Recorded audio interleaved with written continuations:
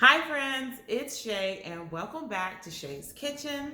Today I'm fresh out of ideas, so I'm gonna go right to what I know best, which is baked chicken. So it's not gonna be a 30-minute meal today because we're baking the chicken, obviously, but it is still a good and delicious meal idea for working moms or anyone in that respect. So we're just gonna go ahead and season the chicken, and I'll show you the seasonings that I'm gonna be making, and I'm gonna do my usual with making a rub and then putting it on the chicken. So let's just go ahead and see if we can at least get it cooked within like an hour.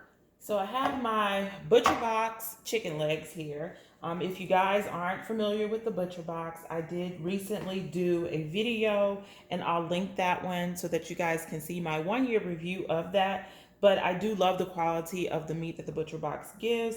So just wanted to mention that this is organic, grass-fed. Well, no, this is at least organic, no antibiotics, grass-fed chicken, I think. Anyway,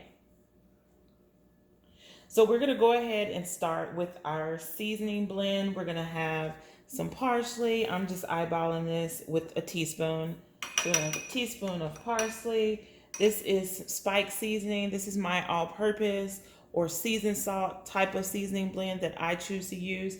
It is linked in my Amazon store, so if you would like to try it, I highly recommend it, and you can pick it up on Amazon. So I'm using a teaspoon of that. Just got some minced onions. I'm gonna use a teaspoon of that. Couldn't get that down.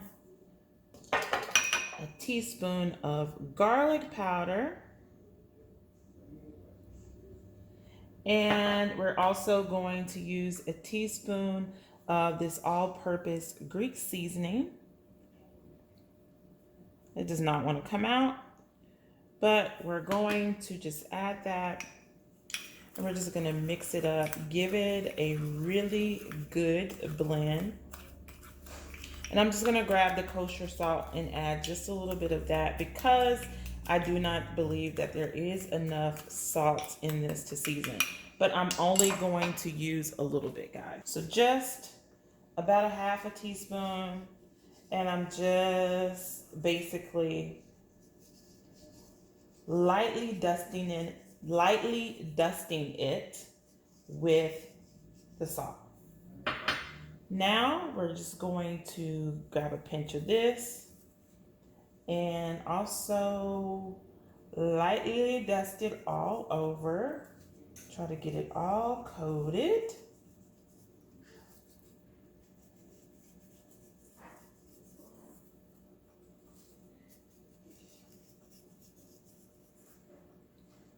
Now, like I said, I really enjoy the Butcher Box and the meat. The quality is good. It is pretty pricey, but if you can definitely spare the coins, I do recommend that you get it. I'm also going to season up some chicken tenders because certain people in the house don't like chicken legs.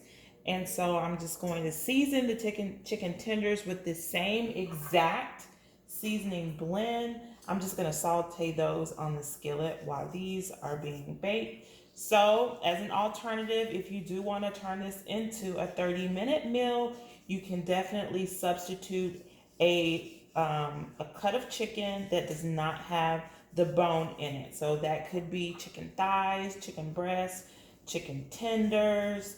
So yeah, you can mix it up, make it a 30-minute meal, but I'm cooking what I have in the freezer. So because of that, and we just had chicken tenders the other day, we're just going to go with the chicken legs. All right, so we just have a little bit left.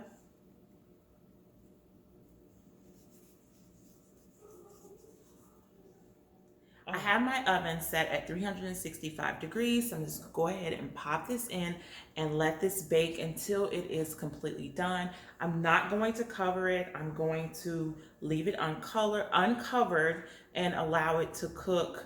I would say kind of like medium high temperature for the oven because it's not at 350. I don't want it like cooking just long and slow. but I don't want it to brown. And if you did not know, anything over 375 will really brown and crisp up on the top. And I don't want it to do that. I just want it to be really nice and tender and juicy. So we'll just go ahead and pop this in and let this cook for about an hour. And with our chicken, we're also going to have some corn on the cobs. So these are already pre-cut, but what I'm going to do is just go ahead and clean these up. So we're just taking off the silt as well as the extra leaves at the bottom, and we're just going to give them a quick wash like so.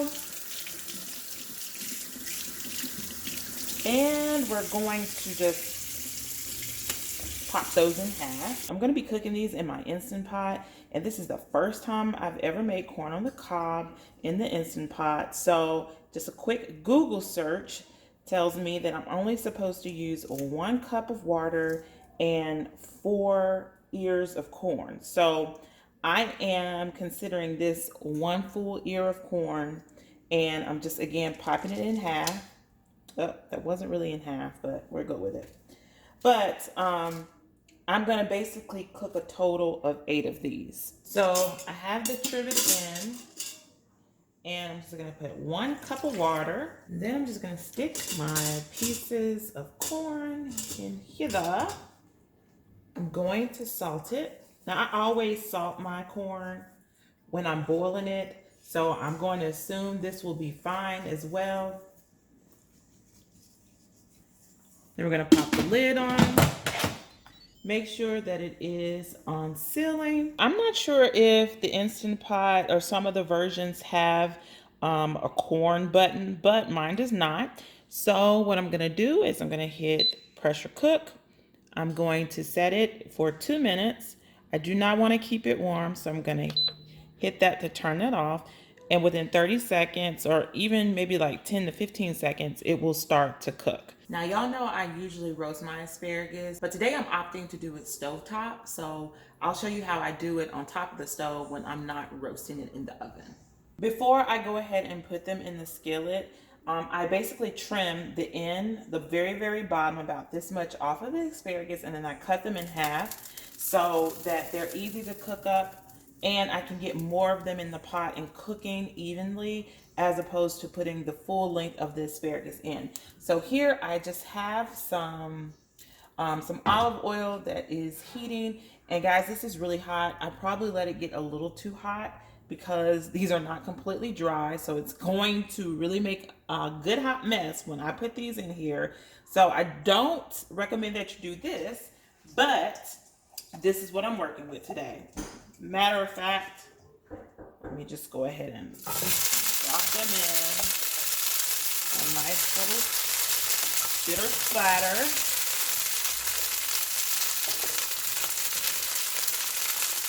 So I'm just going to toss them. And this is just to kind of coat all the asparagus with just a little bit of oil. And now I'm going to cover it. I have not put any seasoning on that. It's just covering to kind of get it tender. And then at the last little bit, I'm just going to sprinkle just a little bit of spike on it and a little bit of fresh lemon zest. So I already performed the quick release by just turning this from sealing to venting. And here are, can't get it all, the corn on the cob. Oh my goodness, it smells so good. But there's the corn on the cob, and I will steam. So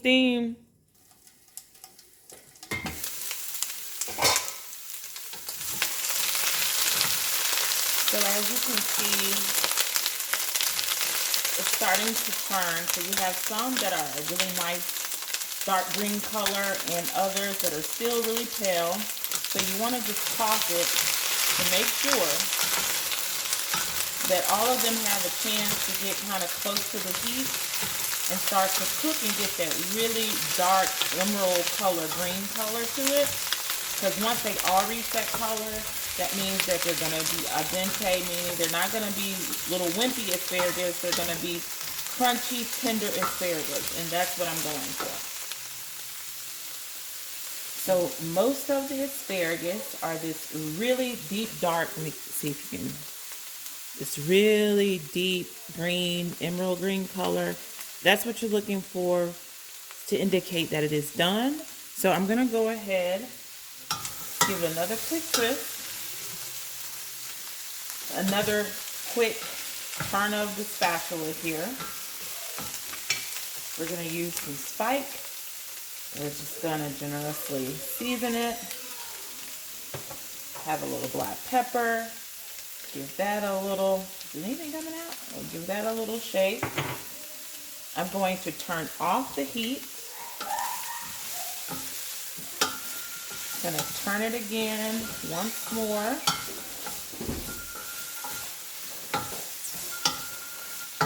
And then season it one more time with a little bit more spike. And then I have my my zester and my lemon. And we're just going to zest the lemon right over the asparagus. And guys, I'm pretty sure this is going to be amazing. But I'm pretty sure also that the little ones are going to complain because this isn't broccoli. And if it isn't broccoli, they just always have something to say. But that's all right. I made it. Or like the old folks would say, either you're going to eat it or whoop my tail one. We'll see which one they do. All right, guys. And the asparagus are done.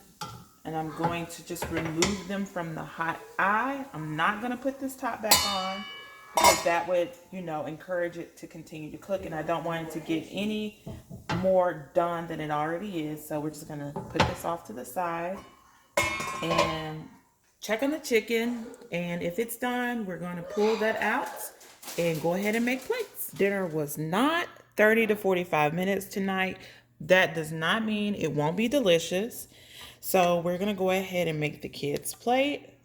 So we're going to give them a leg, a little bit of asparagus. Whoop, right away asparagus. And an ear of corn.